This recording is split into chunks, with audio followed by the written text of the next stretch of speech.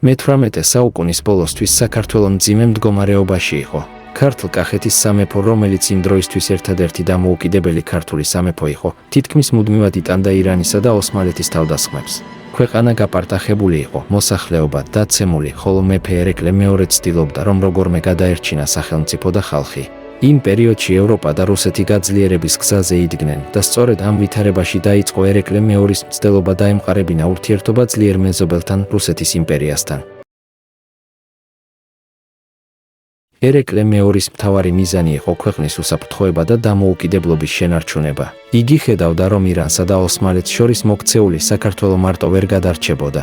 ამიტომ მეფემ გადაწყვიტა დაედო შეთანხმება რუსეთის იმპერიასთან, რომელიც ქრისტიანული სახელმწიფოც იყო და სამხედრო ძალითაც ძლიერად მიიჩნეოდა.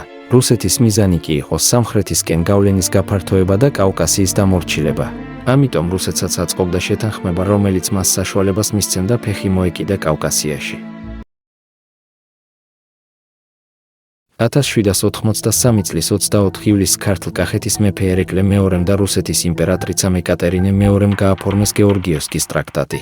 შეთანხმება გაფორმდა რუსეთის ქალაქ გეორგიევსკში, დღევანდელი სტავროპოლი. ტრაქტატით ქართლ-კახეთის სამეფო მიდიოდა რუსეთის მფარველობაში, ხოლო რუსეთი ვალდებულებას იღებდა, რომ პირველი დაიცავდა ქართლ-კახეთს მტრისგან, მეორე არ დაუშვებდა უცხო ქვეყნის ჩარევას, მესამე შეინარჩუნებდა ერეკლე მეორისა და მის შთამომავლებზე მეფობის უფლებას, მეოთხე არ ჩაერეოდა საქართველოს შიდა საქმეებში. ერეკლე მეორე თავის მხრივ ვალდებული იყო, რუსეთის მფარველობა ეცნოს, სხვა სახელმწიფოსთან დამოუკიდებლად აღარ დაედო ხელშეკრულება და რუსეთს ემსახურა ერთგულად. გეორგიევსკის ტრაქტატი თავდაპირველად აღიქმებოდა როგორც საქართველოს დაცვისა და გადარჩენის იმედი. ბევრი ფიქრობდა, რომ რუსეთი დაიცავდა ქვეყანას ირანისა და ოსმალეთის შემოსევებისგან. ეს იყო პირველი შემთხვევა, როცა საქართველო ოფიციალურად აღიარებული იქნა რუსეთის მიერ როგორც დამოუკიდებელი ქრისტიანული სამეფო.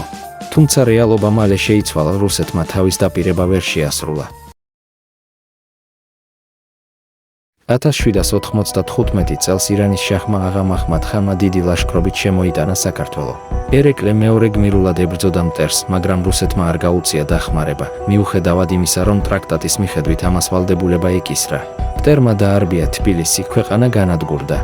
ეს მოვლენა გახდა ნდობის და კარგვის დასაწყისი რუსეთთან მიმართებით. ერეკლე მეორეს გარდაცვალების შემდეგ რუსეთმა უფრო მკაცრად დაიწყო ჩარევა საქართველოს საქმეებში.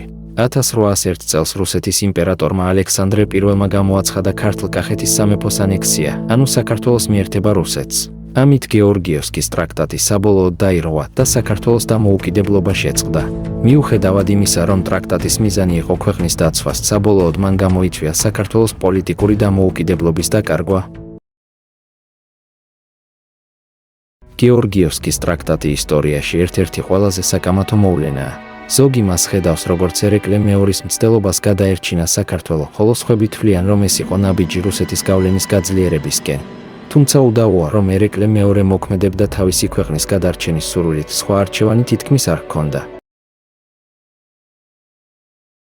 გეორგიევსკის ტრაქტატი იყო ისტორიული შეთანხმება, რომელმაც საქართველოს ბედი შეცვალა. ის წარმოადგენდა ერთდროულად იმედსაც და ტრაგედიასაც, იმედს გადარჩენისა და თავისუფლებისთვის, მაგრამ საბოლოოდ გზას გაუხსნა რუსეთის მიერ საქართველოს დაპყრობას.